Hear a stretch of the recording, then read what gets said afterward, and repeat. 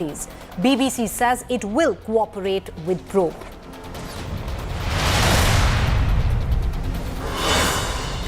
Politics erupts in midst of IT searches at BBC offices. Opposition calls it gagging the pen. BJP says divisive agenda of BBC and British handed over to Congress.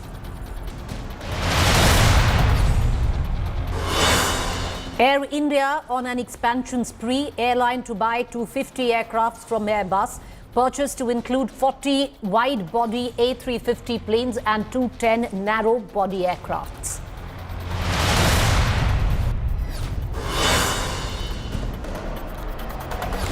Tipu Sultan's family threatens to sue political parties for leveraging the ruler's name for appeasement and dividing society. BJP denies claims. Congress renews vote bank attack.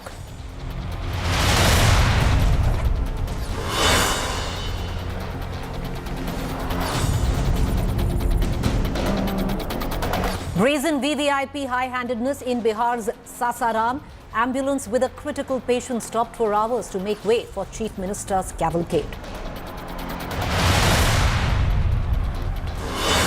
India at forefront of rescue and relief as death toll in Turkey and Syria crosses 37,000. India Today, the only channel on ground with the heroes of NDRF. More graves that are being dug up all along. There's no tombstone. In some instances, like here, all you see is a number 267. In some instances, you see a name when the person has been identified. And more trees, amidst these pine trees, more graves are being dug. All right, our top story. BBC offices in India are under the IT radar. Raids on for 7 hours and counting. Phones of employees have been seized. Employees were asked to leave the offices and go home early. This after tax evasion manipulation charges on the British Broadcasting Corporation. BBC says that it's fully cooperating with the IT officials. Here's more. An explosive escalation amid the BBC Modi film row. Tax officials, aided by top financial department officials, swooped down on multiple BBC India offices in Delhi and Mumbai. Searches were carried out at BBC's Connaught Place office in Delhi and offices in Mumbai's BKC and Khar. IT department से चलो आप लोग phone रखो इधर आराम से तो बात करो यार फोन गेट खुलवा रहे हैं आप 10 से 10 minute India Today accessed images of a tax department official who was confronted by the BBC staff during the IT searches. The lone tax official can be seen accusing the BBC staff of stalling the raids by keeping the gates shut for close to 10 minutes. Tax department IT department से चलो आप लोग phone रखो इधर आराम से तो बात करो यार फोन गेट खुलवा रहे हैं आप 10 से 10 मिनट से गेट कौन खुलवा रहे हैं आप लोग ऐसे बिना वारंट के गेट खोलेंगे वारंट आपको पता है वारंट सील हो चुका है लिखा हुआ वारंट तब एंटर किया it's okay Sources say multiple phones and electronic devices of BBC employees, particularly from finance and accounts departments, were seized. Many BBC staff were asked to go home. There are 2 stories building, though the office is very small, but any transaction on the financial detail that you need to check all the logs, all the paper books that may have kept here, and also the digital books, particularly the login, the data, the CPU that they have stored, including all their expenses, the transaction they have made, the income that they have generated. So everything, if that need to be matched upon and verified upon with the available documents with the income tax department, so that eventually may take a time. Sources added that allegations of tax evasion, international taxation and transfer pricing irregularities by BBC were probed during the marathon survey. Reacting on the searches, the BBC said it is fully cooperating with the tax officials and hopes to resolve the issue soon. While the opposition called the raids undeclared emergency, the BJP justified them as crackdown on anti-India BBC, which it mocked as brushed bakwas corporation. यहाँ हम JPC की मांग कर रहे हैं अडानी के मामले में और वहाँ सरकार बीबीसी के पीछे पड़ी हुई है। विनाशकाले विपरीत बुद्धि। बीबीसी के अगर कृत्य देखें, जिसके उदाहरण मैं आपके समक्ष अभी पेश करूंगा, तो ये पूरे विश्व की सबसे भ्रष्ट बकवास कॉरपोरेशन हो गई है। और दुख की बात यह है कि बीबीसी का प्रोपेगेंडा और कांग्रेस का एजेंडा एक साथ मेल खाता है। The raids come close on the heels of BBC facing charges of getting money from Chinese state-controlled Huawei to peddle anti-India propaganda. India had also banned BBC's documentary on Gujarat riots, which allegedly demonized Prime Minister Narendra Modi despite a Supreme Court clean chit. With Divyesh Singh and Mustafa Sheikh in Mumbai and Milan Sharma and Ashutosh Mishra in Delhi, Bureau Report, India Today. At the back of these IT raids, viewers, we want to tell our viewers the latest that has come by. The Editors Guild of India has come out strongly condemning the action of the raids. On the other hand, the Press Club of India has also reacted, condemning the action. I want to cut across right now because this entire story has also turned highly political, with the opposition now stepping in and saying that the government is trying to crack down on freedom of speech and expression in Parliament, and now outside trying to gag the pen. Rahul, how do you see things play out? I want to, go back to today's press conference by the BJP spokesperson, Mr. Bhatia. He might have called it a bakwas corporation, but all of that rancor could have been saved because, the BJP's official line is that they have nothing to do with it. Preeti, not just, I think the BJP spokesperson is still a smaller entity. The Home Minister of the country, Mr. Amit Shah, in an interview today, when asked about these issues, had said that he had talked about foreign propaganda, which is malicious. Then he has also said the truth emerges despite 1,000 conspiracies around it. They are after Narendra Modi, and Narendra Modi has emerged safe. So it is the Home Minister of the country, largely responsible for most of the investigative agencies per se, is very clearly saying that this is foreign propaganda, and it is a conspiracy against Prime Minister Narendra Modi, ongoing since 2002. So I think that should be one of the baselines to operate from. If you see over the last 2-3 years, there were raids at the Bhaskar Group, at the Bharat Samachar Group, after the coverage of COVID second wave, when there were bodies found floating in the Ganga and bodies were being dumped. So there were raids on that group. In November, we had Delhi police action against the Wire. Then, following the farmers' protest, there were some journalists who were apprehended and taken into custody. There is one very clear element, that there is now an emerging pattern, that there are certain news reports uncomfortable for the government, and then there is some kind of a weaponization of either the laws or the agencies. That one thing can be said. Now, as far as the BBC's raids income tax are concerned, the income tax department is saying that these are surveys and not a search. The difference is that surveys take place under Section 133 of IT Act, can be done only in the working hours, not any time. Business operations of those part of Indian arm, documents, electronic items like computers and others, international taxation transactions, TDS transactions, and all these are under scrutiny since 11 a.m. today. Right. So one thing very clear, that BBC comes up with something uncomfortable, I think it's falling into a pattern. It's falling into a pattern, Rahul, and I'm going to ask you a very quick question before we move on to our other story, and that is, you've elucidated the trajectory or the chronology of that pattern, but what the spokespersons have said, what the Home Minister has said, then how does one doubt the opposition, or many, even from our own ilk? We've had the Editors Guild come out and say that they condemn the action. We've had the Press Club of India come out. We've had the editors of various organizations who've been very vocal in criticizing the action, come out and say that this is, comes from vendetta. See, Preeti, when an agency moves in for a survey, one will have to wait and see what exactly happened. The question to be raised is the timing of it. The timing of it, that what it eventually achieves. See, the BBC had a documentary in a democracy. it's been a history among governments that they feel that this is what the public shouldn't be seeing, so they just resort to banning the element. Salman Khurshid's Rushdie's book and several other things in the past. The fact remains that this timing needs to be questioned. The opposition needs to take up this issue because it is one part of a larger issue that they themselves have been raising, that there is erosion of rights and institutions are being undermined.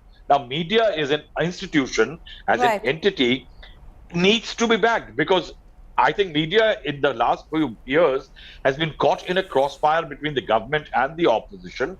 And definitely, one must say that the raids do send out a signal to the larger media that this is exactly what is likely to happen if you cross the line.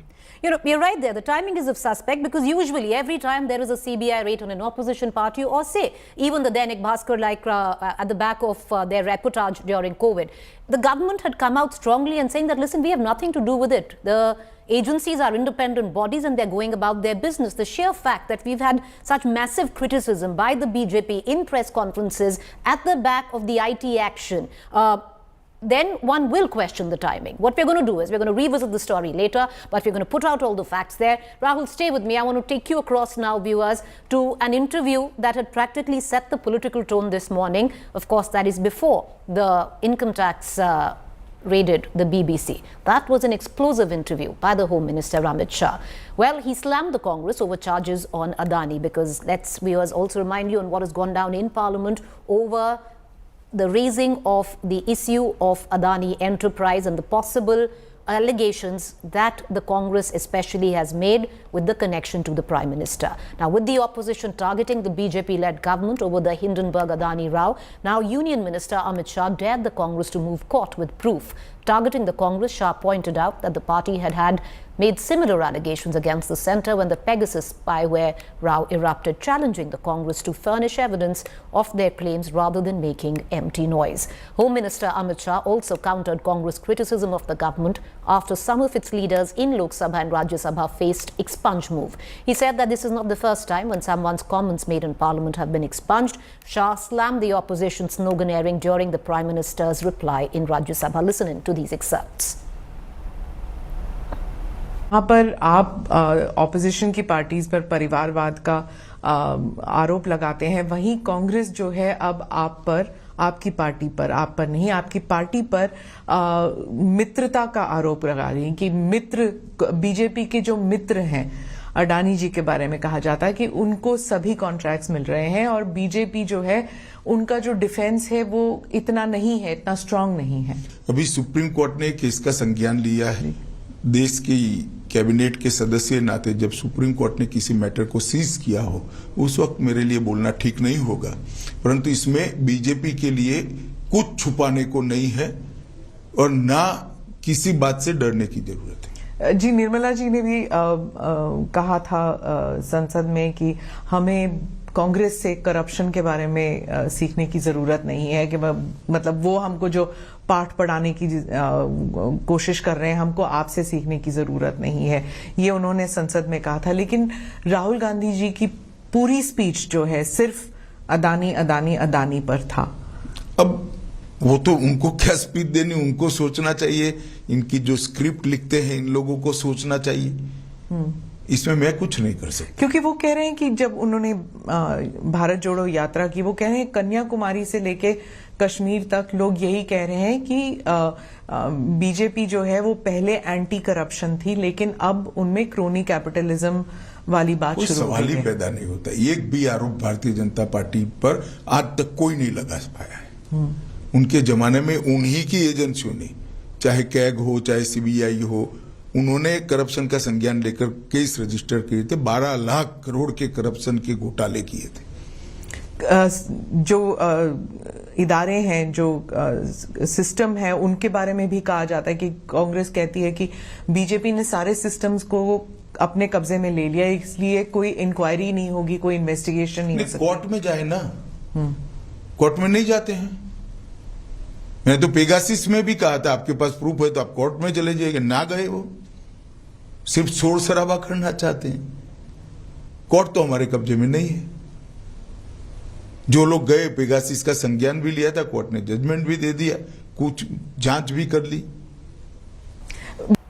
Rahul, I'll bring you in because we were talking about this yesterday as well when Rahul Gandhi had made the statement on expunging of various parts of his speech where he had mentioned Adani or the fact that there's a privilege motion against him. With the language also of what the Home Minister is, with what we've seen, the likes of the union ministers, like the parliamentary affairs ministers who moved the privilege motion, all of that put together pretty much feeds into that same narrative which you were trying to set yesterday of a complete breakdown when it comes down to any communication at all.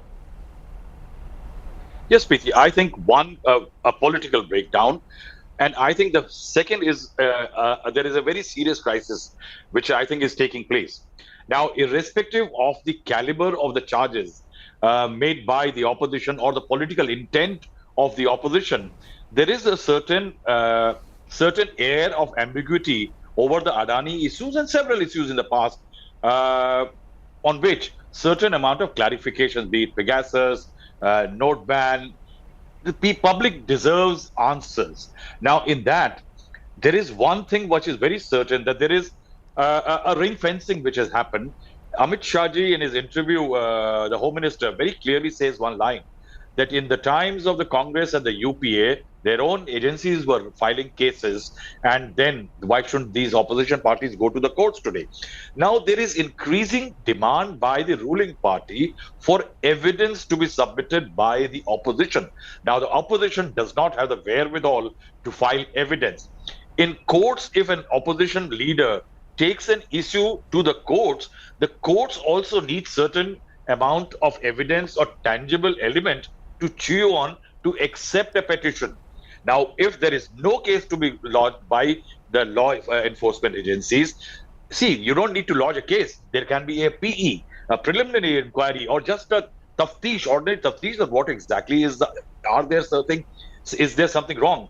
The SEBI, the ID, the ET, the ID, nobody is looking into it. Now, the next, of course, as the Home Minister says, is the courts. But the courts will not accept a random petition which is incomplete in character, which does not have anything to chew on. And that's where lies, I think, the frustration of the opposition. And that is why the last recourse for the opposition is to go to the public. That's why, if you recall, when we were discussing the parliament session, Rahul Gandhi and Modi's speech, I had said there are two narratives now need to be taken to the public, and the best narrative should win. All right, appreciate you joining us, Rahul. We're going to continue to come back to you for more analysis and updates. Meanwhile, let's cut across to Tripura. Well, the campaigning has all now come to a still because Tripura polls on the 16th, and for the next 24 hours, or rather 48 hours, starting 5 p.m. this evening, all campaigning in Tripura had ended. The last day of campaigning in the state of war, Tripura, which votes on 16th. Home Minister Amit Shah led the final rally for the BJP, confident of a landslide win, adding that a failing Congress allied with the left. Shah also said that the Prime Minister has eliminated man ki duri between the Northeast and other states.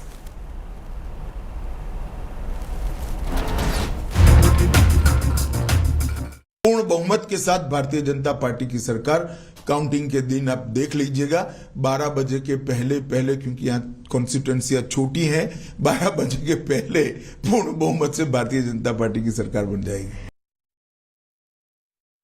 I'm cutting across to my colleague Indrajit Kundu, who's joining us live with the latest that's coming in. Where Tripura is concerned, Indrajit, last day of campaigning today, all eyes on the 16th of this month. But with most of you who've been there, been tracking the campaign, been tracking the mood of the people, it seems it's going to be the tribal vote that could come to be the decider.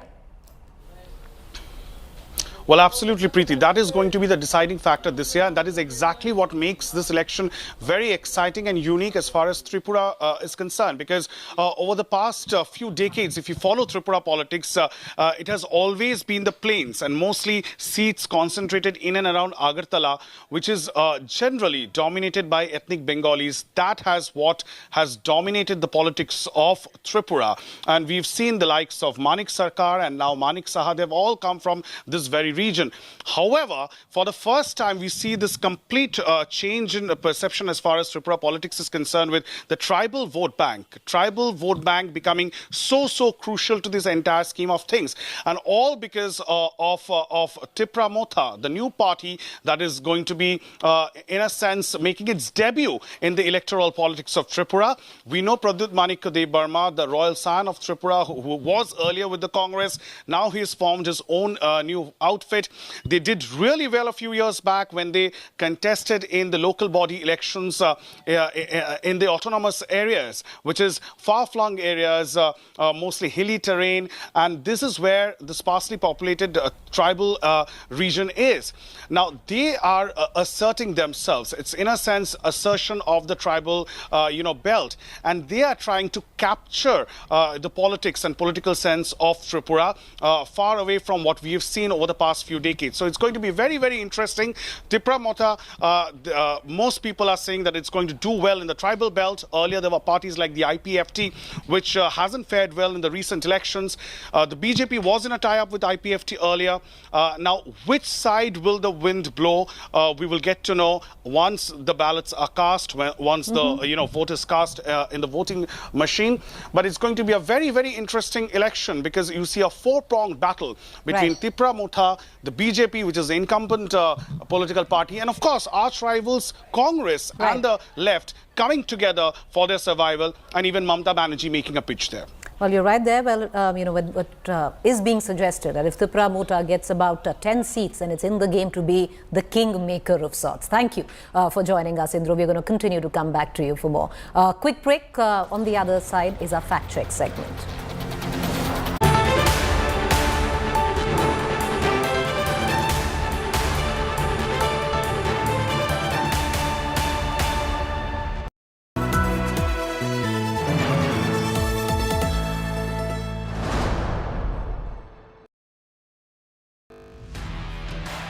Over 3 decades, Business Today has delivered news, views and analysis like no other. Now, Business Today presents the future. Could I request Mr. Arun Puri, our Editor-in-Chief, to come up on the stage with the Finance Minister as we unveil the anniversary issue of Business Today. This is the 31st anniversary of India's #1 news magazine.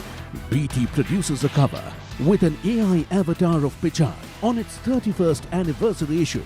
Visit businesstoday.in/subscribe and subscribe now.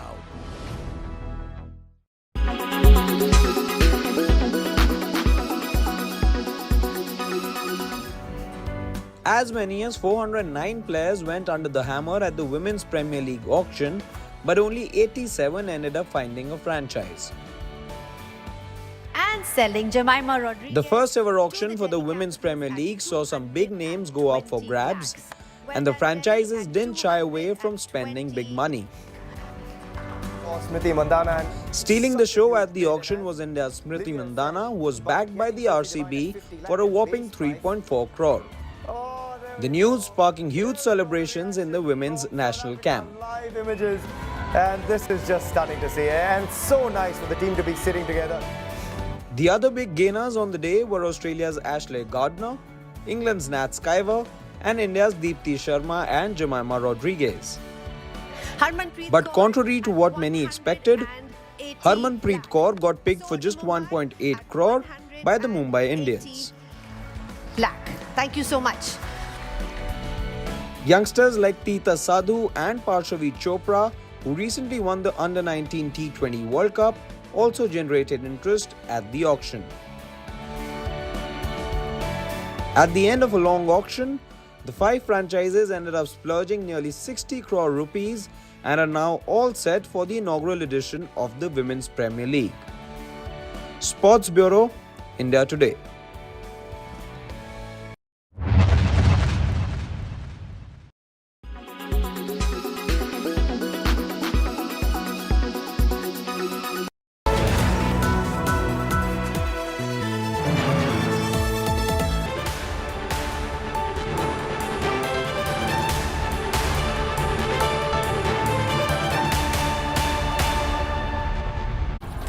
Welcome back. You're watching our fact check segment where we bust claims masquerading to be facts on social media platforms and WhatsApp group. There's a claim suggesting that the Prime Minister inflated number of tap water beneficiaries by 3 crores. Incorrect factually.